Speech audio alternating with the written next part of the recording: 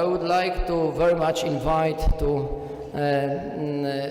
join me at the stage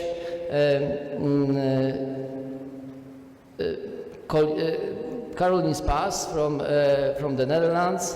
Then we have Mr. Grzegorz Brodziak, if Mr. Brodziak is with us, yes.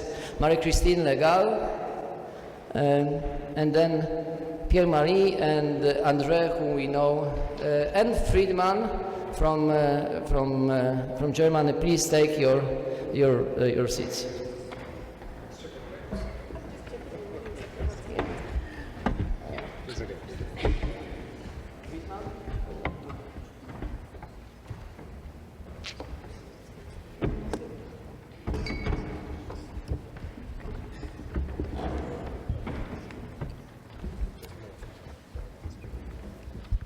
Okay, let's start then the discussion.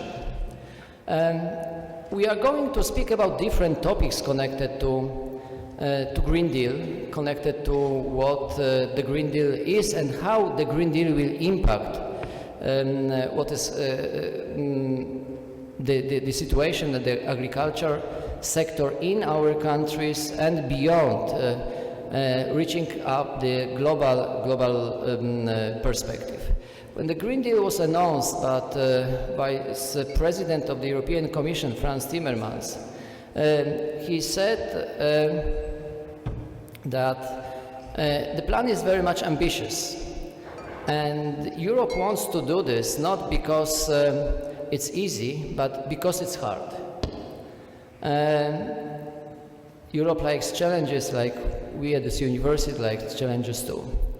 And he said also that the policies that are designed under the umbrella of the Green Deal are difficult but reachable, that we can, that Europe can reach all the thresholds that were set up. And my introducing question to the panelists is, do you still, or do you think that those thresholds, that still the Green Deal is reachable, that we can achieve what is planned? Caroline, what is your point of view? Thank you very much for this difficult question, and that I can kick off with this. Indeed, to first summarize, maybe, I think the Green Deal is feasible, but not only it is feasible, but we need to make sure it will be feasible.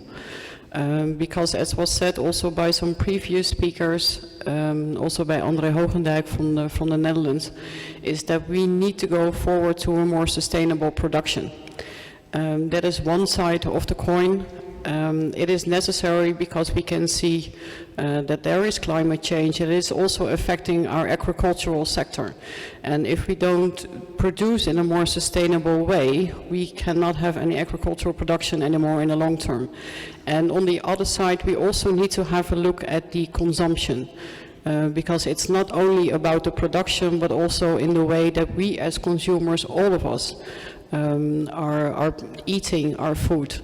So we need to have less food waste, for example, and also shift to a different diet. So more a plant-based diet, also to reduce the stress, I would say, on the earth we put. So it is feasible, but we also need to make sure it will be feasible. Okay, thank you very much. I will ask Mr. Grzegorz to ask from your perspective as a leader and director of the company that for many years already is introducing the principles that are set by Green Deal, especially farm to fork policy. Could we make it in the time frame as it was said by the Commission in the documents? Well, you're right. So we started something like 28 years ago, an operation in northwestern Pomerania in Poland. started with the idea of what we today call Green Deal or sustainable agriculture, but not calling it at that time. Just using simple rationale, just using the thought and idea about saving resources when producing food and escaping from too much logistics, transport and so on. So produce food where the resources are, produce food where the labor force is available, and produce food where there is a market for it, instead of transporting on long distances. So the idea of saving the resources and organizing the whole setup in a sustainable, we would say today, way was our beginning. And today, although we are quite a large operation, representing 13,000 hectares of land grown and 24,000 sows with full production of pigs, slaughterhouse and processing, and 8 biogas plants with renewable energy covering 100% of our electricity consumption and 70% of our heat consumption. We kind of represent a full value chain which very well complies with the from farm to fork idea. So in a way, you might say it should be possible to establish such a setup of the agriculture, but the condition should be please prepare or allocate the right time for that. Allocate the right time, prepare the right frames for the financing, for initiatives, for incentives, and allow a transition to that in a way that we do not pour out the baby in the bath. Especially in the face of the challenges we have today. Okay, thank you very much. Friedman, farm to fork perspective from Berlin and from German, and especially from the German farmers, how it looks like as the policy that could be implemented is feasible. Is that feasible? How do you think?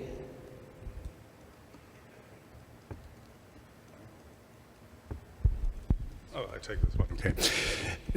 I think the first question was what the German farmers say about that. The German farmers, they go totally in line with the Green Deal and the farm to fork, but the question they raise is who's going to pay for that, to put it shortly. So it's all about, and of course, they say, as I think most people in Germany, of course it's reachable. That's no problem.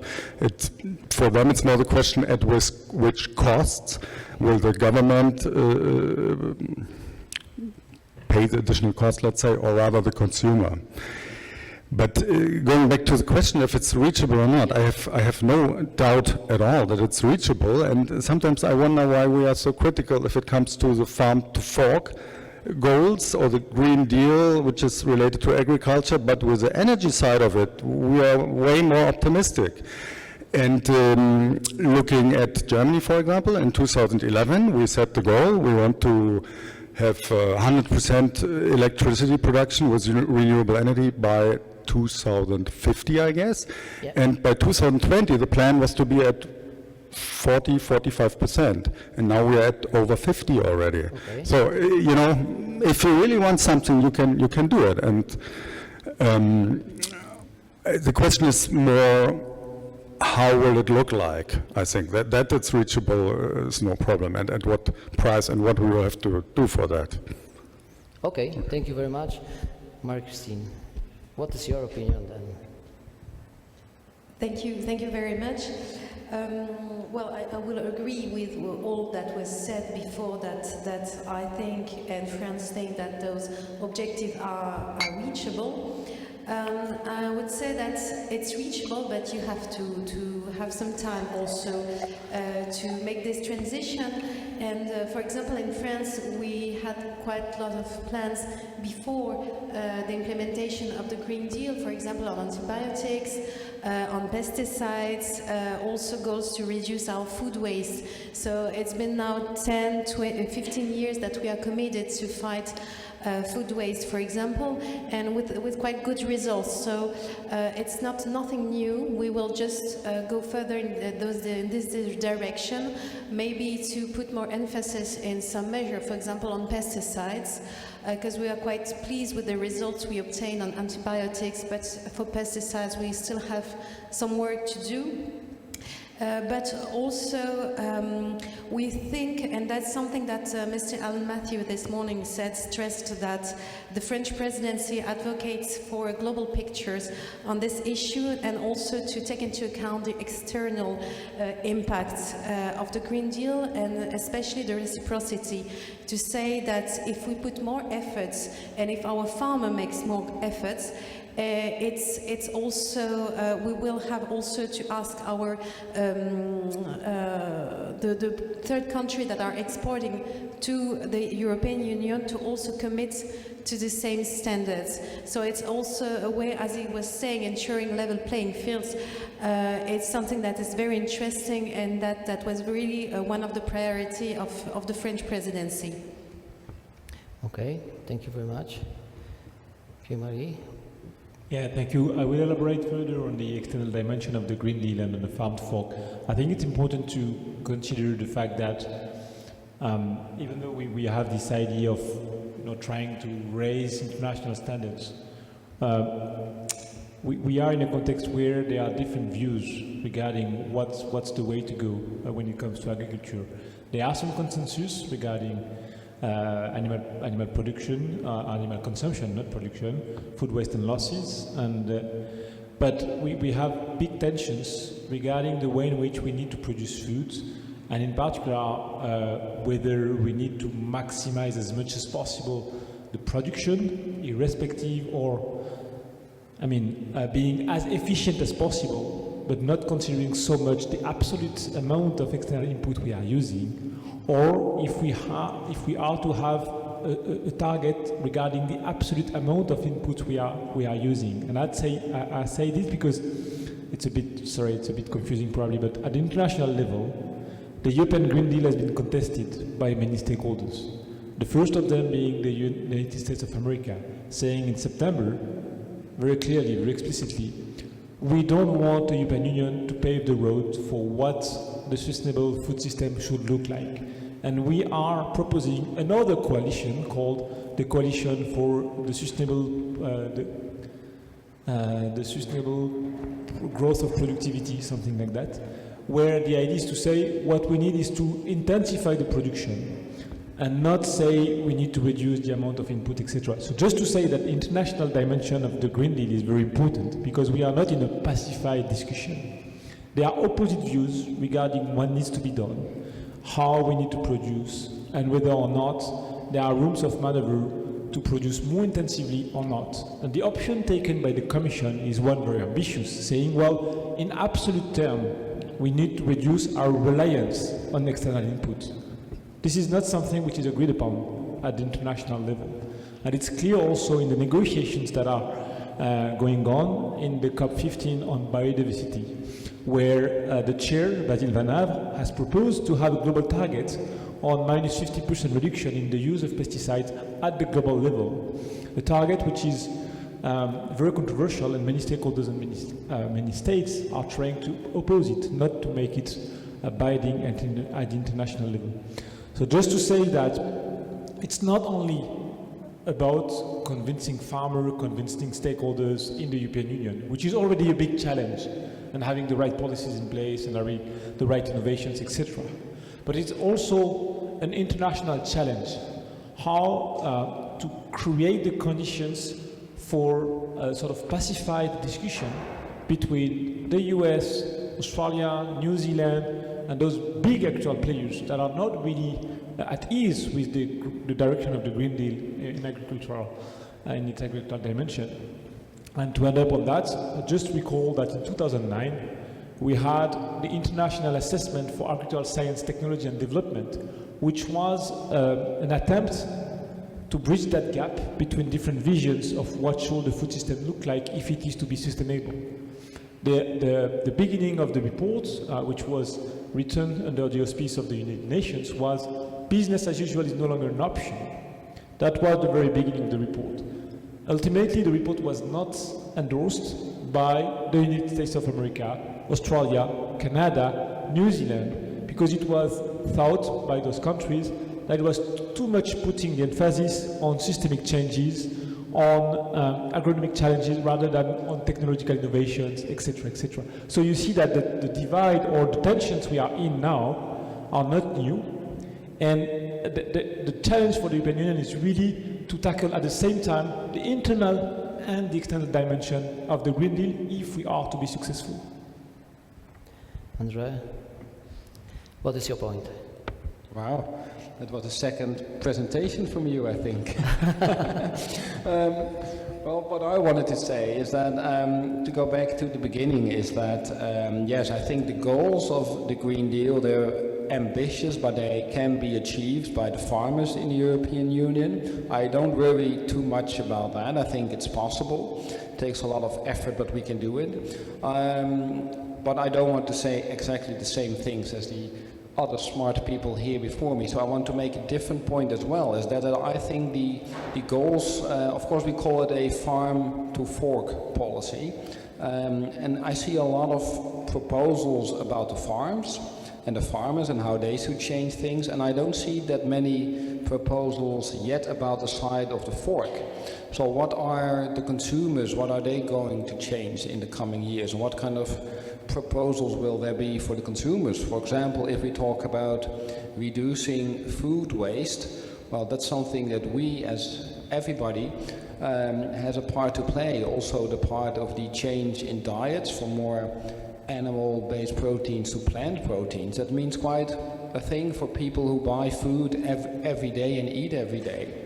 And I would like to see some more concrete proposals from the EU as well about how they're going to impact the fork part and not just the farm part. And I think that would also help the discussion with farmers, where they feel, okay, these goals are ambitious and I think we can do it with the right incentives and support, but we would like it to be fair and to also have the question who's going to pay for it, to make sure that there is a consumer who actually wants different products or more environmentally products. So I think that would also be an interesting point to think about.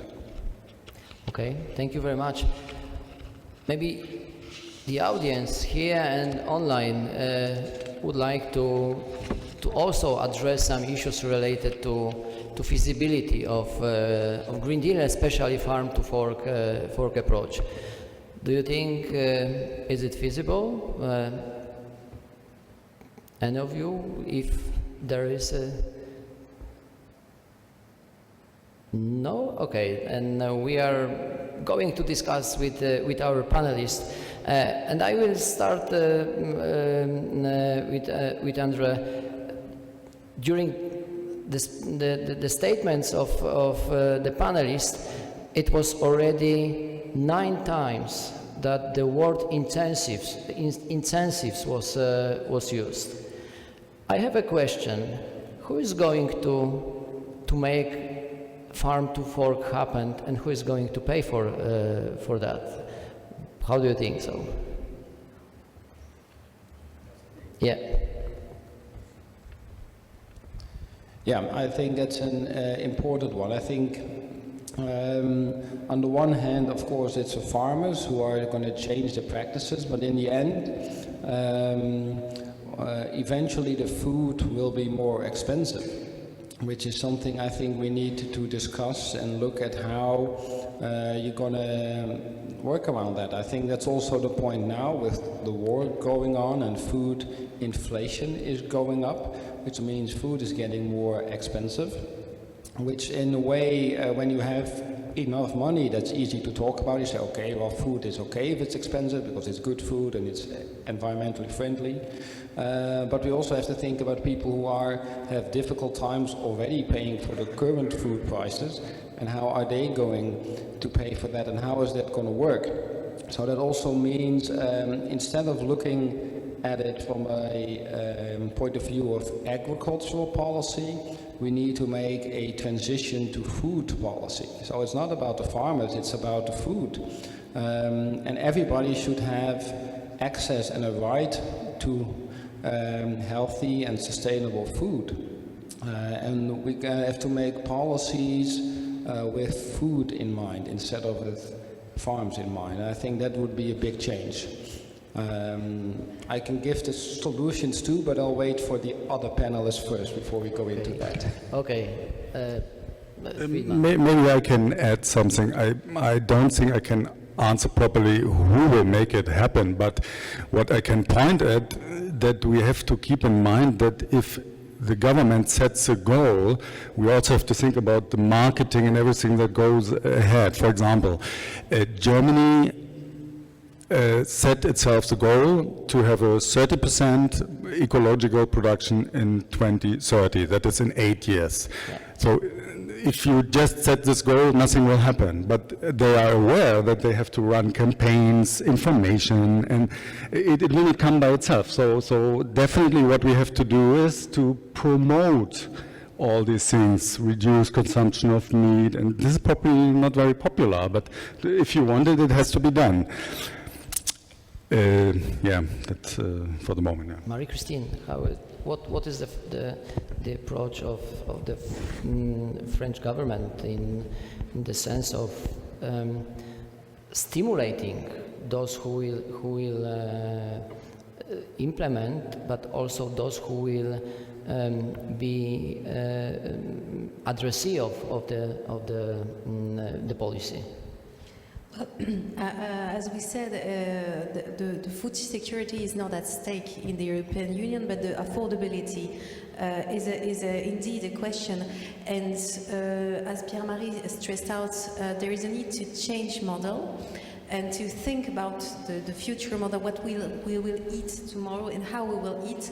And I think that in this aspect, the second pillar of the CAP can help because it provides help to make local projects through several instruments like LEADER or other instruments where you can build groups and communities, local communities, and have short supply chain, and it's also a way to make food affordable and also to build community, as I said, in rural areas. So that's something that is very important to maintain also jobs and people in those areas, even in those quite stressful time. And also to mention that I come back to the issue of food waste, because yes, affordability is an issue, but if you waste less food, then it's also a way to make it more affordable. So and it goes through promotion campaign, as Friedman mentioned, that and it's also something that is permitted by the second pillar. So really the CAP has all the instruments we need to tackle those issues. Caroline, what is the Dutch perspective in this regard? But maybe to put it in a little broader perspective as well, because as Marie-Christine also said, food security in the EU is not at stake.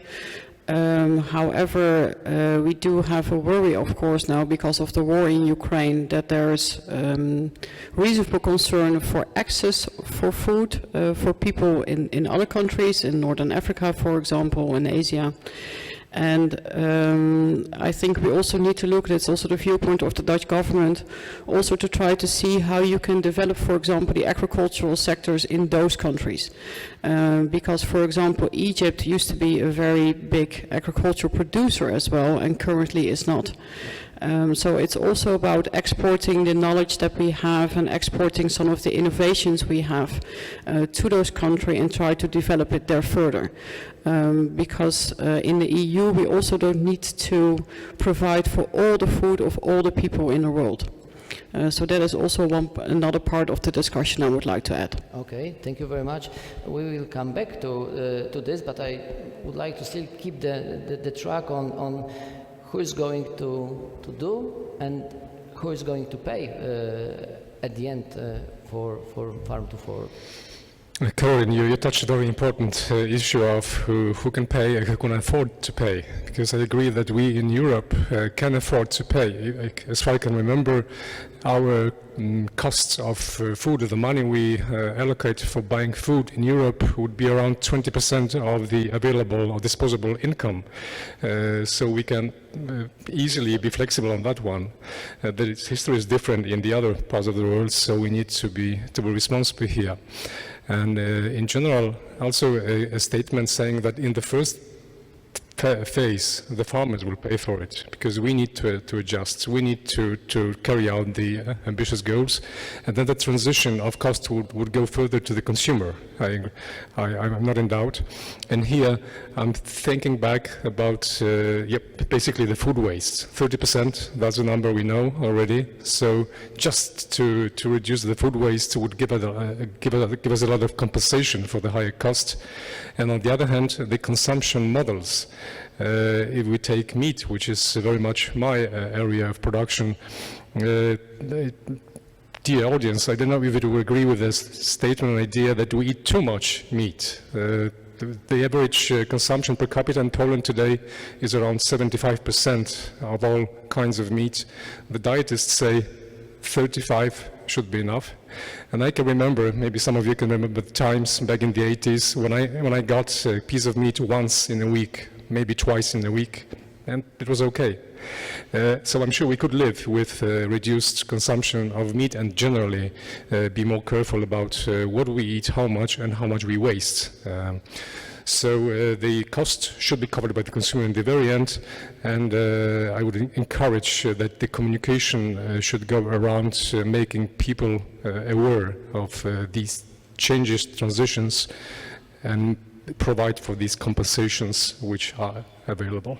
Okay, thank you very much. Pierre-Marie, would you like to add something? Yeah, no, just on the instruments and who's going to pay.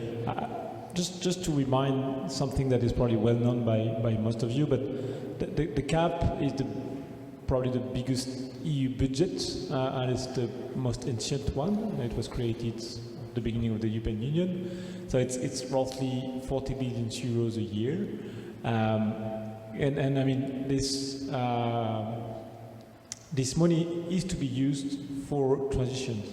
We had some presentation this morning telling us that the new CAP will be results-based, will deliver more on the environment, etc. Frankly speaking, I'm not really sure it's going to do that. The Commission has no real power to oblige member states to have ambitious eco-schemes, and the eco-schemes we have are likely not to be very ambitious for a simple reason, which is that I mean, it was said by many ministries in Spain, in France, and in other countries that what they want is that the eco-scheme should be accessible to as many farmers as possible, up to 80%. That's the figure that was given by Julien de Normandie, not to reduce the basic payment of the CAP. So, and it's a legitimate concern for farmers not to lose too much money from the transition. But the reality is that it is likely that no transition will happen. So for me, in terms of the instruments, the key question is how are we going to reorient the money of the CAP? Because this is where there is money, basically. There is no other sources of money at the moment. How are we going to reallocate that money to create the conditions for farmers to transition? And it's not on an annual payment basis that this can happen. There is no way in which a farmer can make a transition in 1 year. This is precisely why the eco scheme is likely to fail. So the question is, are we capable of developing transition sort of schemes over 2, 3, 4, 5 years that will help farmers to really make the transition over a certain period of time rather than an annual payment? Okay, then we can say that farm to fork is even not a policy, but it's an attitude that people should have on different areas they are working. But it is also as you were not speaking very much on money, I will keep the track on money. It is also the question of competitiveness and the question of food security, not only in local or regional scale, but also in a global scale. We probably will observe and will be subject to big shock concerning the grain production from the worldwide perspective. We have problems in India with a huge drought because of the heat. We have problems, of course, in the Black Sea region and in Russia connections, but also in Canada, in the United States, there are problems. So how to be on one hand competitive, on the other hand ensure the food security for which the common agriculture policy was established primarily. How do you think, is there one recipe that will fit to different countries' perspectives, one fit all solution, or it is very much differ from country to country?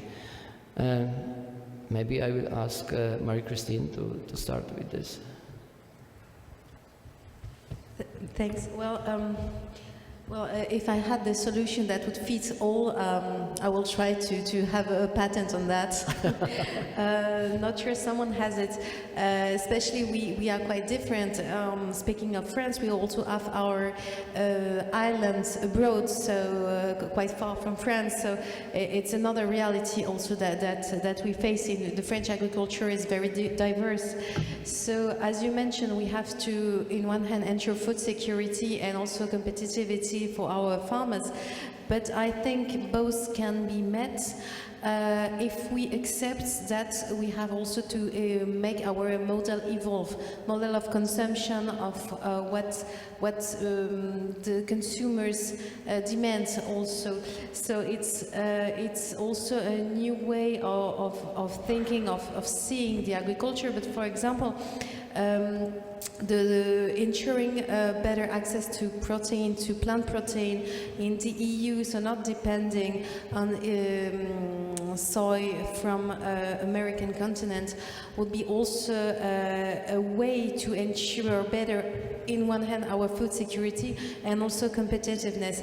It's something that will not be made in one day and not in every EU country, but at least some country can show the way depending on the climate and the research, agronomic research, but it's something that we can work on and that could help also to go in this direction, because what we see now with the Ukraine crisis is that we rely very much on the feed from third countries. So that's really an issue that we have to tackle. Okay, thank you very much. Friedman, may I ask you for? Yeah, talking about competitiveness, it immediately slipped my mind. At this moment, the EU agriculture is very competitive, at least within with my German eyes. If I look at German agriculture, okay, let's talk about the time before the war. It was extremely successful in exporting meat. It was extremely successful with sugar, with milk. Some would even say with meat it was too successful. So I think, at least looking at Germany, there's definitely no problem with competitiveness of agriculture. The second thing is food security. I think we have to be very frank. I think it has never been the task or the challenge or the assumption that the EU is really feeding the world. I mean, we saw very impressively this in the presentation that we are, if it comes to calories, we are extremely importing food. So I think we have to be frank. We cannot make a major difference, I think, in food supply worldwide. There is no problem with food security inside Europe. But what we have to do, apart from that, we have to become independent and resilient, and that especially with regard to feedstuff. and also with regard to fertilizers and other things. But looking at the meat industry in Germany, it's absolutely not resilient, because we are almost 100% depending, no, not 100%, but major, like to a big extent, depending on feedstuff from overseas. And here, actually, the German government really wants to change something, where the plan is to substantially change animal production in Germany and increase also protein crops inside Germany. I mean, we have to see how much potential there is.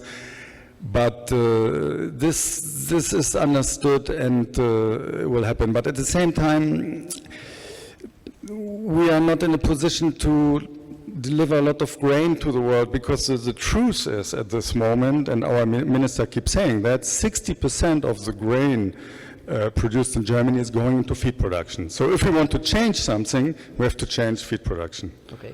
So. Thank you very much. Caroline, the Chinese are more and more importing food. They want to eat more because they cannot travel very much. They import from every country, also from the Netherlands. But this is not the case very much. Will we, under the shift of feed to farm to fork, and the crisis of Ukraine, and the crisis of drought in other countries, be able to secure our farms competitive, and on the other hand secure the people with enough food? We agree that they are eating too much, but they still want to eat too much. Yeah, they want to eat too much, maybe, or maybe it should shift to a different diet. Yeah. But about competitiveness, I think also due to the war, we need to sometimes maybe look at a few regulations, whether it is feasible at the moment. For example, if we look at the organic production, especially organic meat production, it is required also to have the organic feed. And if I look at the Netherlands, we are importing that from Ukraine, and that is very difficult at the moment. So there has also been some coulants at the moment that for 5% you can have non-organic feed. And I think those kind of coulants is also very important now to keep that organic production going, and not to kill that industry at once. And if we look at competitiveness, we also need to see that the consumers in different parts of the world are different. Because, for example, in the Netherlands, we also have a very effective or efficient pig production, where we can see that parts of the pig are being put to value by indeed exporting it to China. But people in China are then eating different parts of the pig actually than we are. Yeah. So it's not that whole pigs are being exported to China, it's being different parts, and then you valorize the whole product. The same goes for poultry, for example. In the Netherlands, apparently, we eat a lot of chicken breast, while we eat less chicken legs, so that is the part that is being exported. And in addition, I think it's very good also to keep looking where our niche markets are. For example, indeed in dairy. Because in China the consumers are very much appreciating the food security, the food safety that we have in the Netherlands, also for the dairy of children. So I think in that sense, yes, we will remain competitive as well. But of course we have also a responsibility to make sure that people have access to the food in the coming time. Okay, thank you very much. Mr. Grzegorz, will the agriculture food chain be able to convince people that what they got as an offer is enough to secure the daily nutrition, and not claim to the politicians that there is food insecurity because they don't have what they want to buy? If we are going to implement all these changes and take into account the situation from Russia, from Ukraine, from India, and from other countries. Well, Interesting question. Don't know if I can answer it. Anyway, coming back to my previous conclusion or statement, it's a huge work and a long journey to change the awareness, to change the approach, both in the group of consumers and the politicians, which are very much connected to each other. But we need to start this journey, because if we do not do anything today, we will have even bigger challenges in 5-10 years. But let me come back to the question of competition, maybe, because as a practical example and just logical thinking, we are talking about China, as you might know, the biggest producer of pork in the world, representing something like 48% of global pork production. And now they are self-sufficient. They used to buy quite a lot from Europe in the recent years. It stopped 1 year ago, basically. They have been able to rebuild their pig production, shifting from small backyard farms to huge industrial farms. If you can imagine, maybe you have seen the pictures, multi-story, 9-story buildings in compact facilities, producing like 2 million pigs per year. No land around, so the environmental issue can be put on a very small place. If we then try to compare our production in Europe, when we call a farm with 5,000 pigs a big farm, maybe even dangerous for the environment, then we have a challenge, we have a problem staying competitive. Because right now we are, as you are mentioning, in many areas we are competitive in the EU. Let's take the Danish producers, pork producers especially, who export 80% of Danish pork production to the rest of the world. This is happening, but if we do not secure that we develop this part of, let's call it in European context, large-scale production, but not as large as Chinese. If we don't do that, we will probably end up with challenges even bigger than we can face in 1, 2, 3 years. One more remark maybe with the Polish structure of farms, where we know we have 1,300,000 of farms, officially anyway, which is so many compared even to the European standards. We only have a similar picture in Romania. Then the question comes, if these farms, small farms, are capable of introducing and complying with the Green Deal challenges, because as I believe it was Professor Valenty Poczta last week here in this room that said estimates show that a farm should have at least 50 hectares in Polish conditions in order to be able to apply what you call precise farming and try to live up to the challenges of the farm to fork. Thanks. Okay, thank you very much. Andrea, would you like to add something to the voices that you have heard? Yeah, I'd like to add a little history lesson, if that's okay at this university to talk about some history. Yes. In 1959, so a long time ago, Fidel Castro came to power in Cuba. Okay. You probably know this story. And then the United States said, well, we're not going to import sugar cane anymore from Cuba because they didn't want to have relations with Fidel Castro. So then, 1959, the United States said, well, we need to get sugar from somewhere because we need to have the Coca-Cola and the other soft drinks. So that's when they started to get the fructose and the glucose from maize, or corn, as they say in the United States. So they got the sugar from the maize, but then they got the maize gluten, which is very protein rich. They had it as leftover.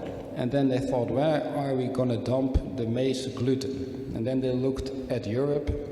And then they said, well, that will be the best place to get rid of our maize gluten. And then they talked to the European Union, which, as Jean-Marie just said, in 1957 they had the Treaty of Rome, where the European Union, or then the EEG, they decided to have a common market for agricultural products. And the United States didn't like it. So they had a talk and they said, well, you can have your common market for European goods, but you have to accept the import of protein-rich materials from the United States and other countries. So that's when the import of protein, plant-based protein started, and it's still going on today. Is we call the one-way conveyor belt really of proteins from North America and South America to the United States, which was started because of Fidel Castro in Havana in 1959. So this lesson, and I'm sorry for the lesson, is to show that historical events, even when they don't appear to be connected to the food industry, they can have a real big impact on our food system. And I think also now, at the times we're living in now, we see that the war in Ukraine already has immediate impacts for the items we import as Europe from Ukraine. So we're talking about maize and organic feedstuffs and of course the sunflower oil. But I think there will also be permanent effects.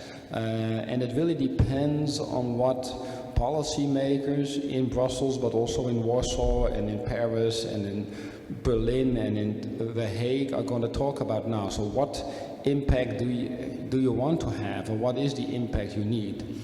And one of the things I think we're going to see is that the European Union is going to think about where are we going to get our inputs, our feed, food from outside the EU, what do we want to have ourselves? There already is a protein strategy in the EU, but maybe there'll also be a strategy for oil seeds, such as the sunflower oil, and maybe there will be some even more strategies, and it's all connected to trade, I think. So we had a presentation this morning from Professor Matthews from Ireland, which is also very much about trade, because it's all connected to trade deals between the EU and the United States, or the EU and China. And I think that's a really big area to watch. So look at the history and also look at the trade deals that's going to change. I think that's something you really have to look for. Okay, that's great. Thank you very much. I open the floor for the audience. Something to add, something to comment what our panelists already state. So it looks that we all will need to adjust to the farm from farm to fork strategy. Maybe eat less, maybe it change our diet. That is also in the policy stated. Farmers will receive some incentives for that. What will be incentives for you? How you could be encouraged to eat, to change your eating habit or to change your diet? What could encourage you to do this? Products that cost less, they will not. They will cost more.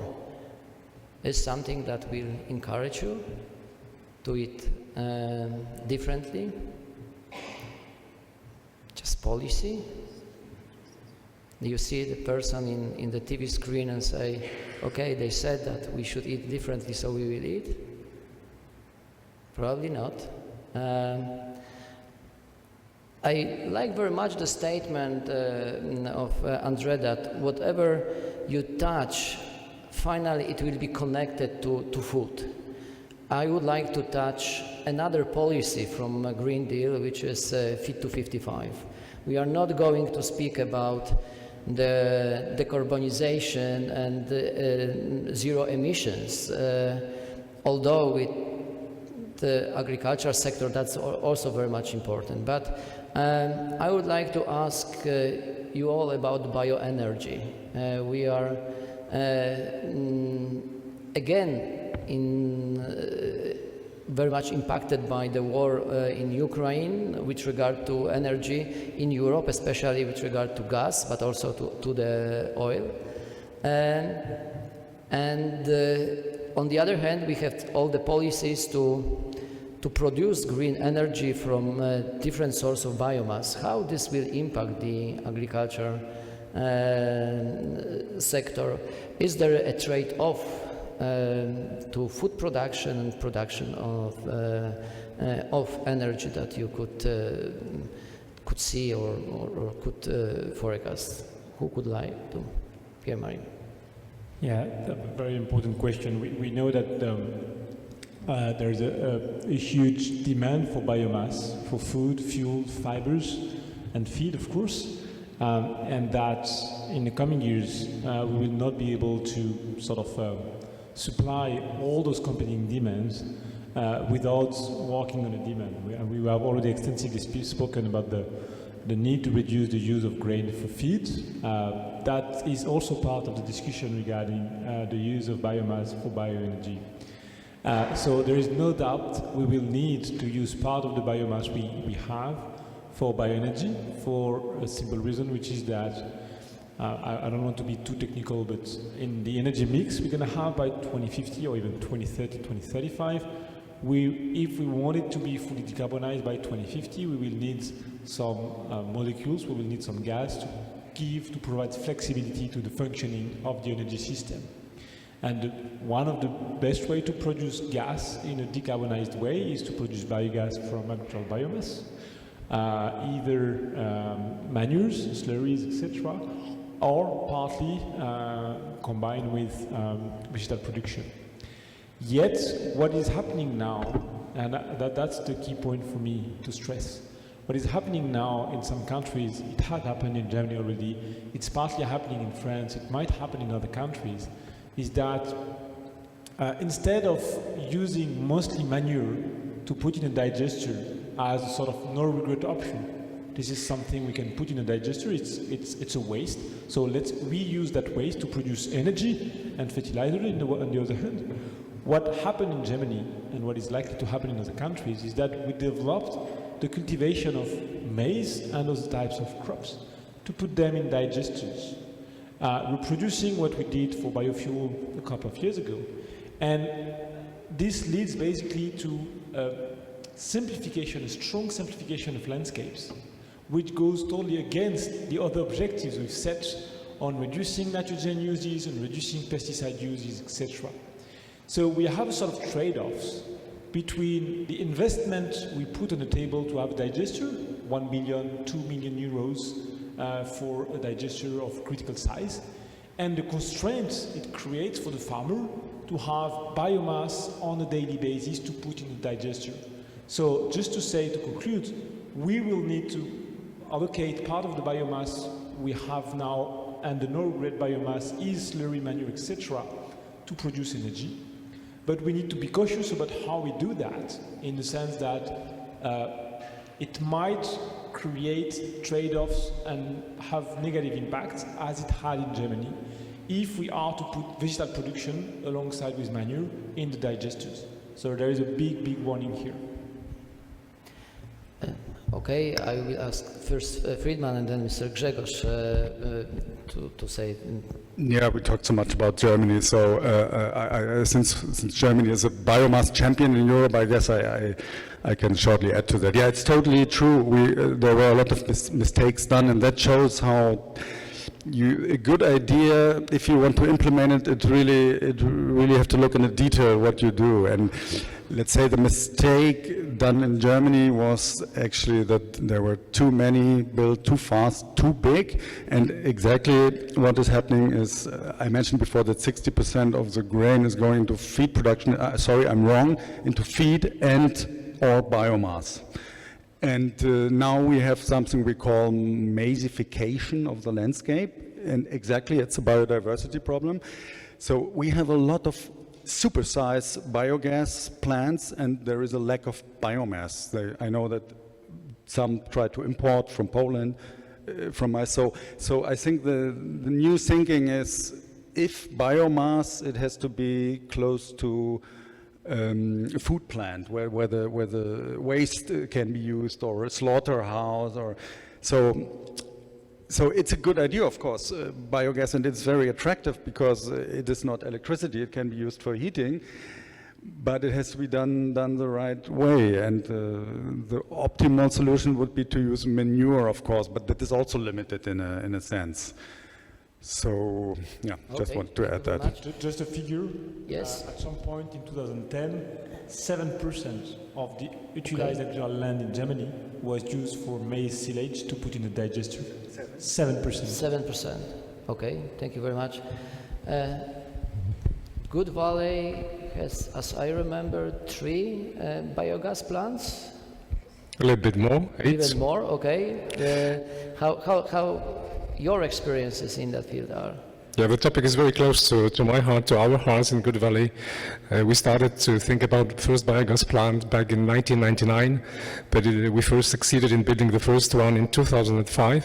It was the first biogas plant in Poland, with no subsidies, with no support systems, just paving the way for the development of the sector, which happened, but too little, we can conclude today.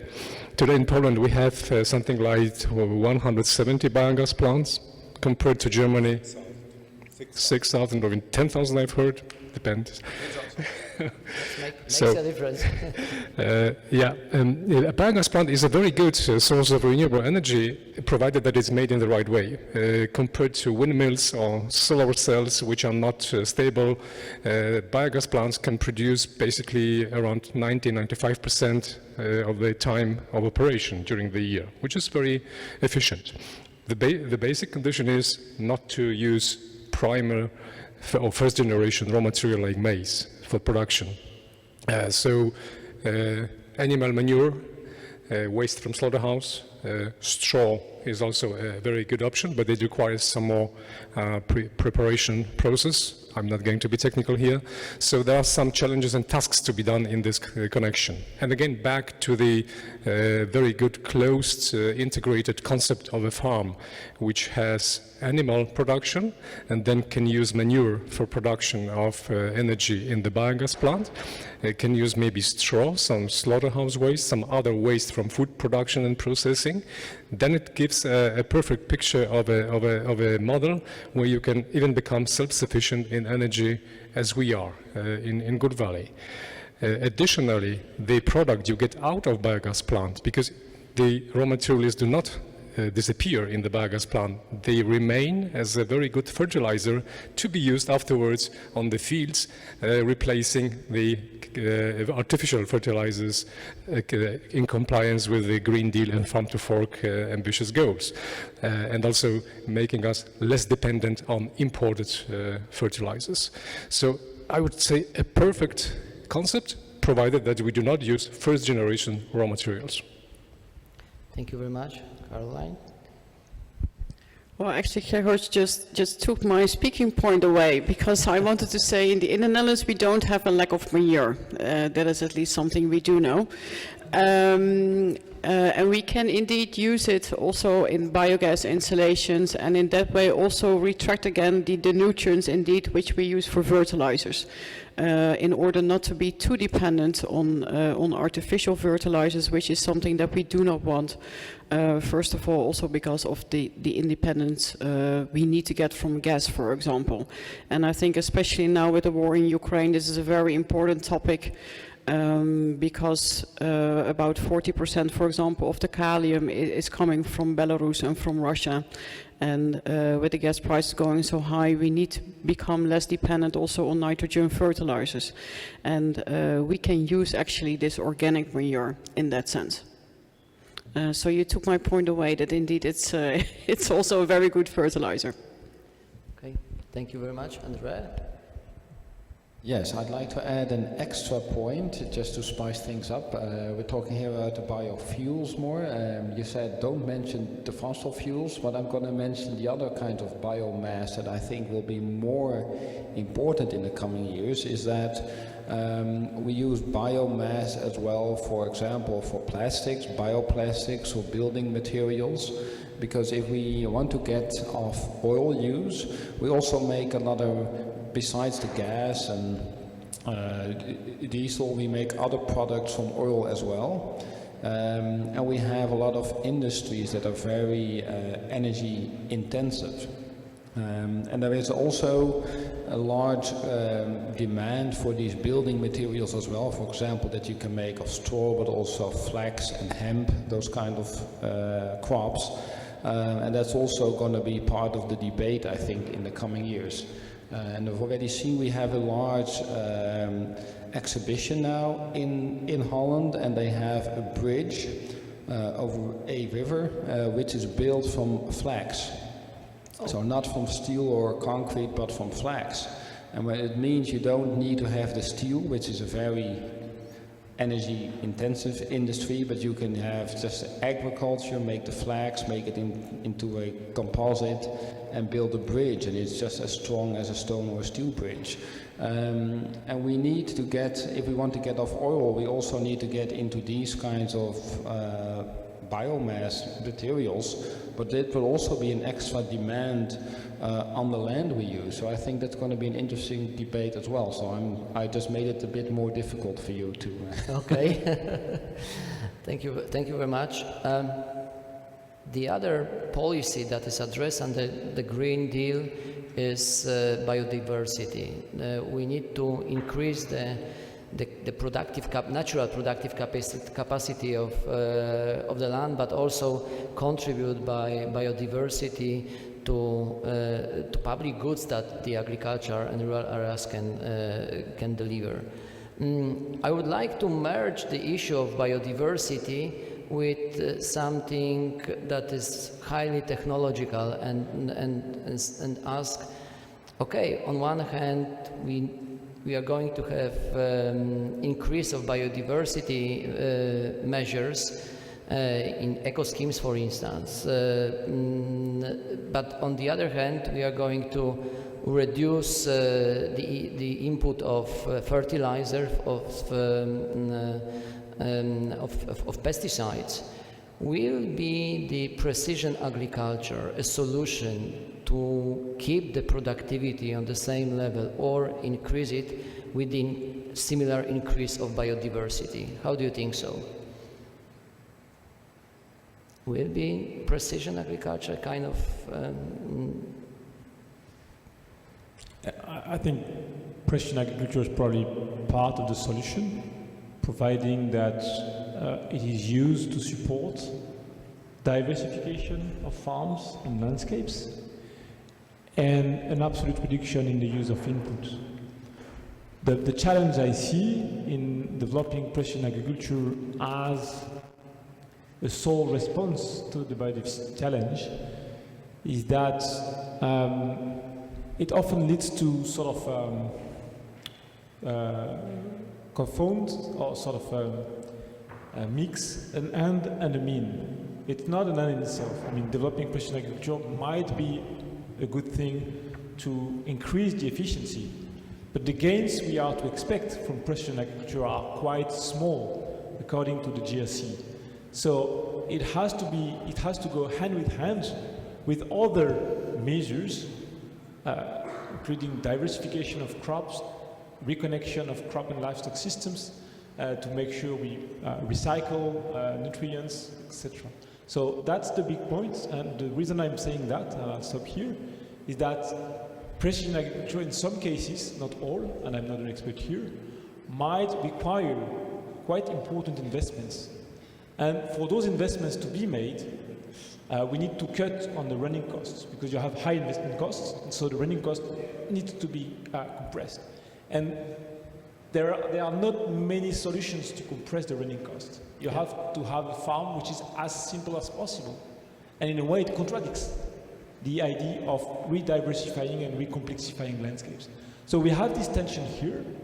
And so the question for me is not whether or not precision agriculture is the solution, but how we use it in the right way to support our overall objective. And I have one last thing to add.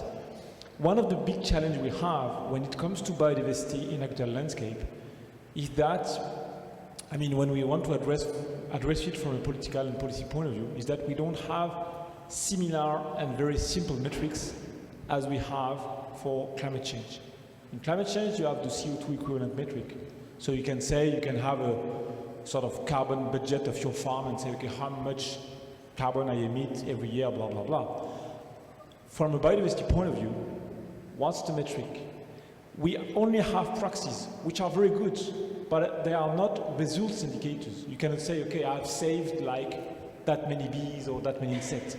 You have proxies that are based on the level of pressure you put on the landscapes. And that makes it a bit difficult or a bit more difficult to discuss with some professional who says, no, I'm not responsible for that. The proxies you are using are not the right ones. It's not because there are too much nitrogen that there are less birds or less insects. It's not true. Well, it might not be true, but there is a very strong correlation. So we have this big difficulty as well. Sorry. Okay, thank you very much. Caroline, how do you think so? I'm trying a little bit to digest the question, to be honest. Okay. Because with biodiversity, precision agriculture is of course part of the solution. It cannot be the only solution, but it is part of it. And I think also it was partly the precision agriculture that, for example, already reduced the amount of plant production products that we use in the Netherlands with 50%, which is for us already quite an achievement, I would say. So yes, it is part of it. At the same time, it is to restore or keep the biodiversity. It's of course much bigger. We also need to look, for example, in no tillage, or how we deal with certain birds, or indeed with the bees. So it's much bigger than only that. And I think it's also important to look at it from a European perspective, not just from the Netherlands. Well, we're having discussions now, for example, of course, also in the European about biodiversity, about the forest strategy. And I think in all of our countries there's a different issues. In the Netherlands, as some of you might know, we do have a lot of issues as well, because we're on such a small country.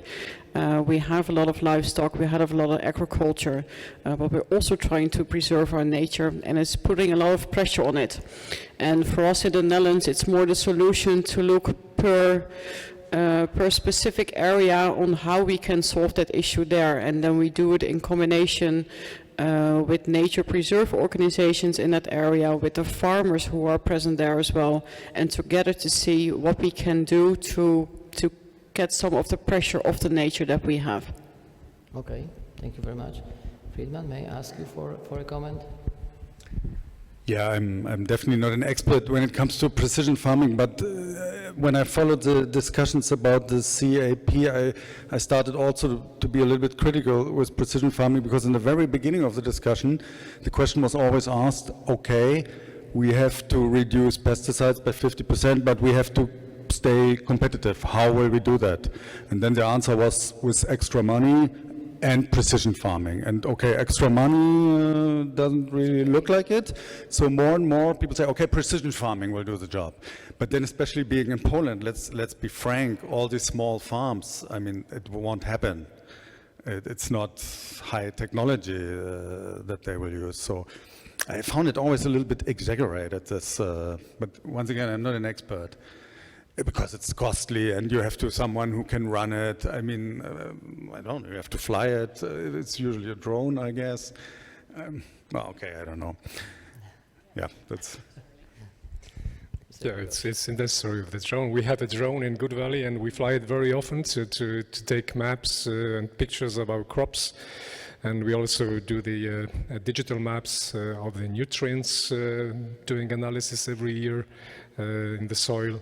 And we do the digital maps of the yields every year. So harvesting time is always connected to a digital mapping of the field. So we can get a precise picture of the field and how to apply nutrition and also pesticides in some fields. So it is as precise as possible. I agree with you, Caroline, it's a part of a solution. I'm not sure we can kind of make up for the losses caused by the ambitious goals of farm to fork just being imprecise in the farming. And one of the biggest obstacles in Poland, in Polish conditions, would be the size of the farms. As I mentioned, these 50 hectares, which only are represented by 39,000 farms out of 1.3 million. tell you the story that it's a huge task. And when I talk to the farmers in the local area, because we do all these things, and farmers come and look at it and ask questions, well, they do not know nothing about it, and so they do not see any chance to how to implement these solutions. And everybody knows, I would dare say, that you need a size to introduce these solutions. So it's partly possible. Just one last remark, talking about reduced tillage, which we introduced back in 2003. What we have noticed during all those years is not increasing our yields because they stayed on the same level, but we decreased our costs, fuel consumption, labor spent on the production, and of course improved our carbon footprint by keeping the nitrous oxide in the soil. Okay, thank you very much. Marie-Christine, please. Just quickly, if I may add, I will stick to what I said before, that the solutions are in the CAP. Well, I agree that definitely precision agriculture, you have to have this critical size for your farm to use it. And I will go back to what said Mr. Pleva this morning about what's an active farmer. And that's exactly the point. That's something that needs to be addressed in the coming policies, in the CAP, and that's something that's always a hard point on discussion at the European level, because it makes sense. We all have another definition, we all have another political point of view on this matter, but that's really, really a very important central issue for the future of our politics. What is an active farmer? So I do 100% agree with Mr. Pleva on this point. That is a huge question that I think everyone is trying to go closer and closer, and the question is running away and away, and we are still trying to answer this question. Andre. Well, we do a lot of research on biodiversity and also on precision agriculture. What we found is interesting also, I won't do a history lesson again, but to explain from farmers, of course, the last 100 years, how it worked. You get a bigger tractor and then you want to have a bigger plot of land to work. So you cut down the trees and hedges, or you just made it easier to work with, and then you can get a bigger tractor, and that's how it worked. And now the farmers are always proud when they get a bigger tractor to use on the land. Boys and their toys usually. But what I want to say is that we saw in the research we did on biodiversity that although we might think that the use of nitrogen or plant protection products are the most important driver of biodiversity loss, it turns out, at least in the Netherlands, that it's the loss of habitat, so the way you use the land, and the loss of the hedges and the trees and the small parts where insects live and then birds come to feed, etc. Although that's the biggest driver of biodiversity loss. So what you actually would want is that you can change the scale of your landscape again. So the scale used to be small plots of land, small fields. Then we made it larger, so you can get a bigger tractor and make it easier to work. Well, for biodiversity, you want to make the scale smaller again, go back to smaller plots.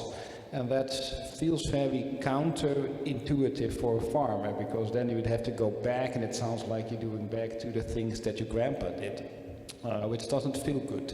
But we say, well, we don't go back to the past, but you go forward to the past, because now with precision agriculture, you don't buy tractors anymore. I mean, when you're a modern farmer, you're not going to buy a tractor now, you're going to buy a robot. You're going to buy a robot that will work on maybe even with solar panels, depending on your soil type, but the robot will do the work, and the robot will be a lot smaller than a tractor. With a tractor you need it to be wide, so you can drive and you can have 32 meters, 48 meters at the same time you can work, but the robot can work 24/7. So it can be a lot smaller, it can work just one field, one row at a time, go up and down, even work at night. So I think with new techniques and with robots and autonomous kind of machines that keep working without a human on there, we can go back to a smaller scale of the landscape while keeping still the production going. And I think that would be an interesting way to use precision agriculture in favor of biodiversity. Thank you very much. Are there any questions, any comments to what was already said? Yes, Igor. Just a minute, there is a mic, so we'll give you a mic. Please use the mic. And thank you very much. First, I would like to make a remark because I've heard 3 times that there is no crisis of food security in the European Union, while there is a crisis of food affordability, while in the very definition of food security, affordability is built in. So I think it's important to make this remark. And the second thing is that I'm not really convinced about changing my diet, and I promise you that I will not change it. I will still keep eating meat and dairy products, especially dairy products actually, because of the bioavailability of protein. You spoke about plant protein, but actually it's 7 times less bioavailable. Of course, we are on an economic sciences conference, so maybe I'll not keep on going with this, even though it's my hobby. But also animals have kind of restorative function, and you have many proofs of that you can even restore a desert into a grassland if the grazing is done properly. So I would like you to maybe say something good about animals for people like me who will not change their habits. Thank you very much. as you can see, the resistance is still in place. How to address the challenge we have for economy, food economy, as a matter of fact? No, I think it's really important what was said. There are 2 points. One is on the nutritional question and one is on the, I would say, the sustainability question. I'll start with and both are basically linked. On the sustainability question, there is no doubt that livestock, and in particular ruminants, can be very useful in providing ecosystem services throughout landscapes. And it is highly acknowledged. And there is one paper that has just been published in Nature Foods back in December 2021 that basically says that if we are serious about circularity in nutrient management, we should prioritize ruminants and pork over poultry, because they are the ones that are the best placed to recycle nutrients and to use non-food competitive feed. So basically because ruminants can eat grass that humans cannot eat, and pork because they can eat waste that we cannot eat, while poultry are dependent upon grain and protein crops. So this is clear. The ecosystem services they offer are providing services through ecosystem, etc.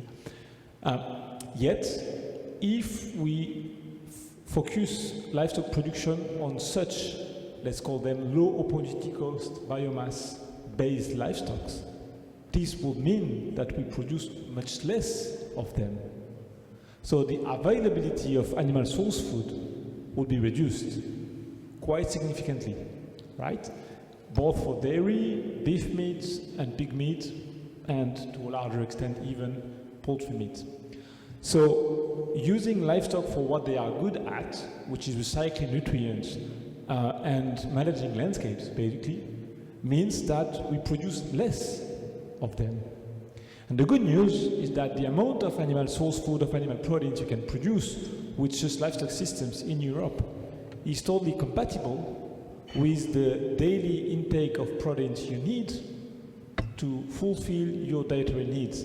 Basically, we agree with nutritionists that what you need is around 0.6 grams of proteins per kilogram of body weight per day. This is average. And out of those 0.6 grams of proteins per kilogram of body weight, half should come from animal proteins and half should come from vegetable proteins, right?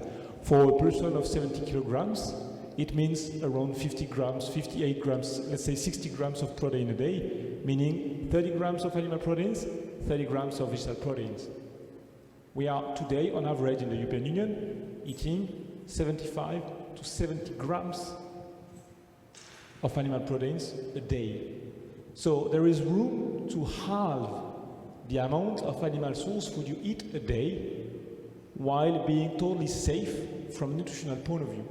And this will be a very good way to use livestock for what they are good at, which is again, recycle nutrients and valorize part of the landscapes that can be used for other purposes.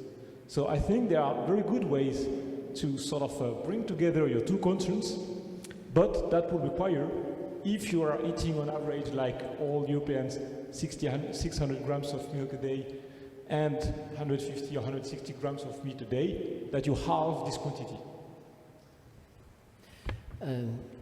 I've asked first Mr. Grzegorz and then Andre.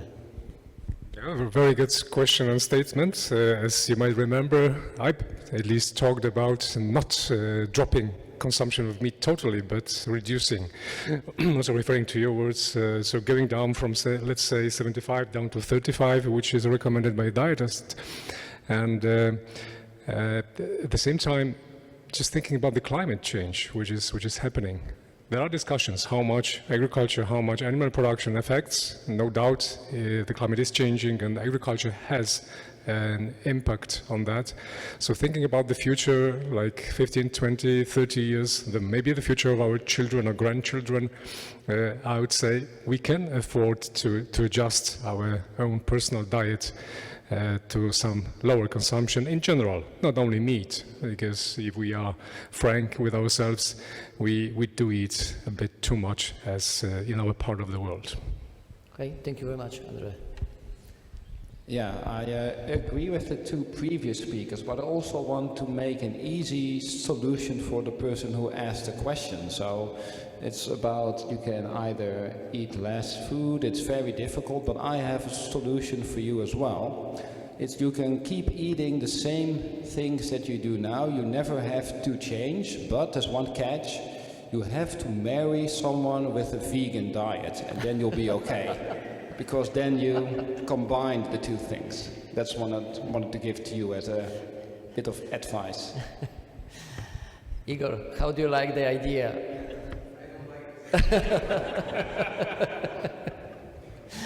Okay, guys, I enjoyed our conversation very much, and there's a lot of different topics that we could address more, but I think we'll go to final statements, and I would like to ask each one of you to say a few words as a kind of summary from your side, a kind of final statement. Caroline, may I ask you to address those? It gives others the time to overthink this. So Okay. I would just talk. First of all, thank you for having us today on Europe Day, May 9. I know it's also a very emotional day, especially in these times. And first of all, my heart goes out to the people in Ukraine and for the farmers there who keep on farming. And 70% of the land is already sown, which I think is quite an achievement. But the next difficult time will be in July, August, when they will harvest. And then the question will be where the harvest will go, because maybe the harbors will still be closed down. So there's a lot of worry there.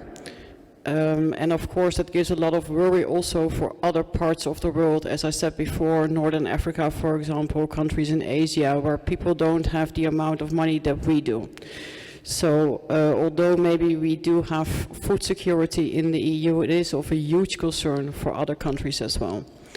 And I think it's very important to discuss these topics and to see also where in the EU maybe we need to change our policy to increase also the affordability for other people. At the same time, please don't let go of these sustainable goals, because otherwise in the long term we also don't have the food, and we need to make sure that we are not dependent, for example, on artificial fertilizers. So it's a trend we need to continue.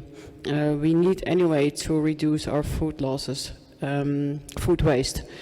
So these are kind of topics which we were already certain of that we need to push for it.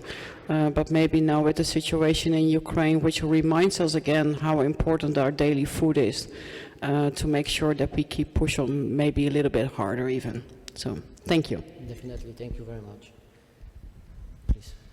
Yes, thank you for the reference to Ukraine, Caroline.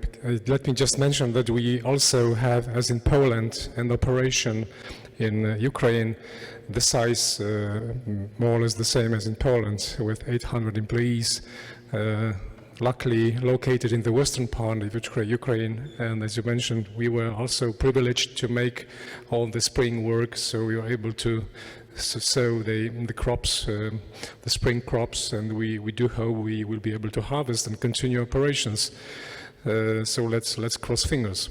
With the kind of conclusions and takeaway messages, I would refer to the necessity to find a sound compromise between the challenge about the famine and lack of food and agricultural produce in the situation we have today.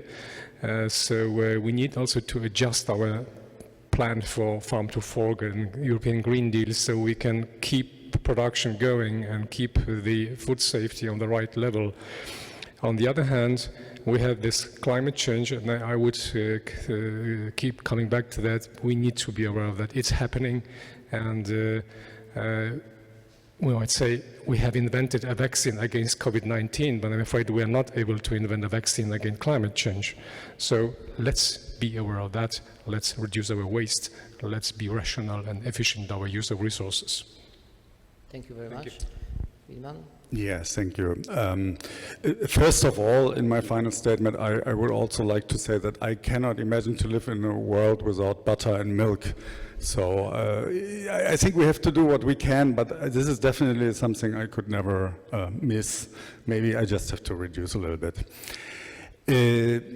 Yeah, I think if it comes to Green Deal and Farm to Fork, it's for me sometimes a bit puzzling how much is talked about whether it's a good thing or a bad thing, whether we should do it or not, because the question is clearly what's the alternative, and it sounds a bit simple, but it's not that we have 5 planets and 1 agriculture. No, we have 1 planet and we have to find the agriculture that allows us to continue to live on that planet. And this discussion depends a little bit where you're in the west of Europe or in the east, I have to admit. And the message I want to send, I have the feeling that, at least from Germany, we feel certain things which are definitely not good, and that is, we clearly see that in some parts of Germany the water will very soon not be drinkable anymore. I'm not talking about small regions, and that is a result of 20, 30 years of livestock. So there's no other way. We have to change that there if we want to have a proper life in this area. And the same is with biodiversity losses. I mean, I think just a couple of days ago there was another exercise done in UK. It's a very simple test. Just check the number plate, how many insects you find on it, and compare it to 20 years ago. And every time they do that, they find that it's just 50% of what was on a number plate 50 years ago. There is a loss of pollinators. And that is not really a luxury thing to do, to save that. We need that for our agriculture. And finally, if it comes to Ukraine, I think, yeah, we have to do what we can. But I think the biggest thing the biggest problem is a logistical problem now. We have to do everything to make sure the harvest will get to where it has to go. And that's why we have to not necessarily only increase our production, we have to help them to get the products where they're needed, and we do that. I think we will use trains for that this time. It's already happening. Thank you very much. Thank you so much for organizing this conference, and especially on this very important day for the EU. Speaking of Ukraine, well, a lot have already been said. On the French side, our president launched an initiative called FARM, so it's Food and Agriculture Resilience Mission. It's something that has been launched in March within the EU, the G7, and also the African Union to tackle the issue of food security worldwide. Now with the war in Ukraine is about having a follow-up of what's happening, especially on the grain markets, and following the stocks worldwide and seeing where there will be shortage and how to help. And also how to get food aids to countries that need them, not only Ukraine now, but also in other parts of the world, as Caroline mentioned. And also seeing the future, how to help those countries to make sustainable investments. As we already mentioned, the European Union will not be able to provide for all the world, so we have also to help those countries to build sustainable systems. So that's what this initiative is about. And I wanted also to mention some word about livestock, and of course it's not about abandoning livestock and meat production. We can eat differently, but definitely livestock is useful for our landscape. They are providing a lot of services, so we definitely need animal production, ruminants outside, just to rethink the way we breed animal, maybe also with less antibiotics, maybe less animal per square meters. It's another issue, but it's absolutely not about abandoning meat production. We still need, and we'll still, at least in France, we will still produce animal production. Thank you very much. Yeah, thanks. One final word maybe would be on something we didn't touch upon. Alan Matthews mentioned this morning one thing which is part of the action plan of the Farm to Fork strategy, which is called the Sustainable Food System Legislative Framework. So just wanted to flag that and say that we have on the table now at the Commission level the idea of having a brand new legislative framework to organize our policies, our strategies, our actions in the food sector, in the food system. The Commission is to put a proposal on the table by end of 2023. The idea in that proposal could be that we try to hold together the farm and the fork, as was mentioned during our discussion. On the fork, saying something bold and giving the Commission some means to really develop actions, incentives, etc., and working together with member states. And on the fork, making this legislative framework sort of leg generalis, as we had for the climate law, which will set binding objectives for the CAP regarding, in particular, the livestock sector, GHG emission, etc. So we might have, with that particular part of the action plan of Farm to Fork, something which might be a game changer in the next few years, holding together the farm with the CAP and setting targets for the CAP, and the fork, and of course saying something about the industrial strategies in between. Thank you very much. Andrea, please. Yeah, thank you. I think the war in Ukraine has showed us again how important security and food security are. And I think the people in Ukraine, they remember this very well, because in the 1930s, of course, they remember that starvation was used against them as a weapon by Stalin. You probably know all this, the Holodomor period. And also for the European Union, it's food security and physical security always go hand in hand. I mean, the European Union is the largest peace and freedom project that we've tried, I think, in the past centuries. And food and agriculture has always been at the core of the European Union, as Pierre-Marie has told us as well. So I think for the future, these are important things to remember, that first of all, we have to stay together and work together as a European Union, and also have food security at the core of this, and not food security not just for this year, but for future generations as well. And I hope, well, we've discussed about this, we know which direction we're going. Some people want to walk faster, some people a bit slower, but I think it's all important we're going in the same direction, and I believe that we are much stronger if we do it together. Thank you. Thank you very much.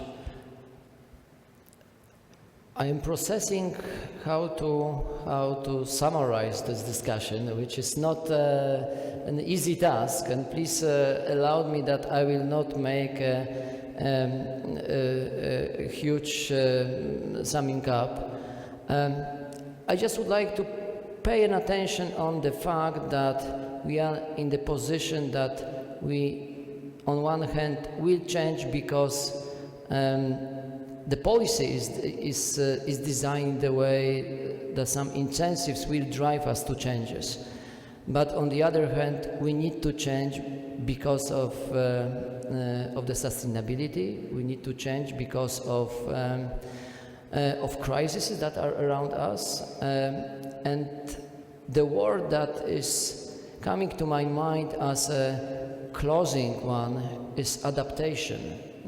We need to adapt also to climate change. We need to adapt to the changing situations, starting from ourselves and from our diet, and finishing somewhere in the field where we will send a message that the changes are necessary.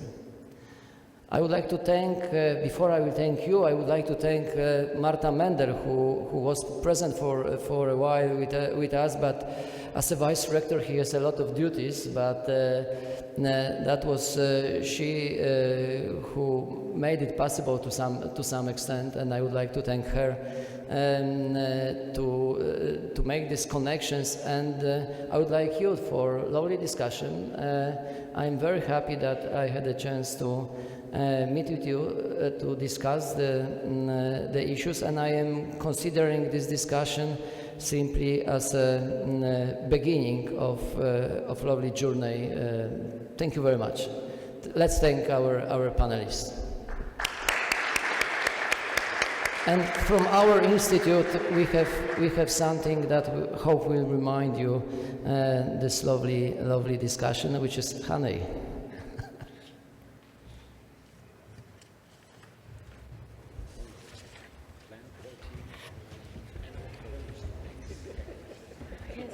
How do you say that?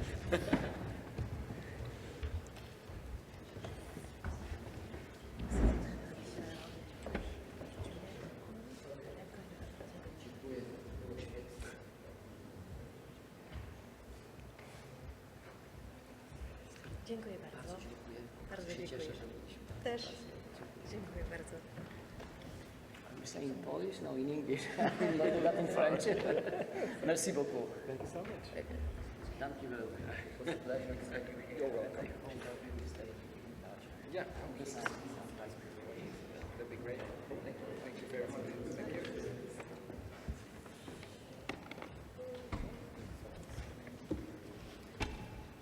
Okay, ladies and gentlemen, I think we will close the first day of our conference. I would like to thank very much all those contributed to make it happen, starting from SGGW TV and the gentlemen from Audio Video Service. I would like to thank PhD students who help us with the organization, the people who organize this place, also who organize the food. Last but least, I would like to thank the organizing committee chaired by Professor Anna Klepacka, to Agata Malak-Rawlikowska for her involvement, to Violeta Bieńkowska-Gołasa, to Anna Kłoczko-Gajewska. I would like to thank you all for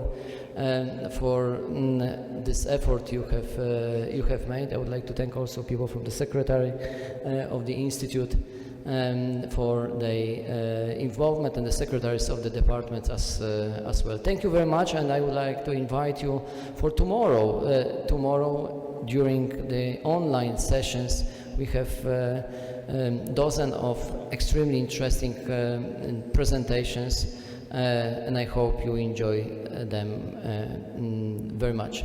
Thank you for today. I wish you all the best. Thank you very much.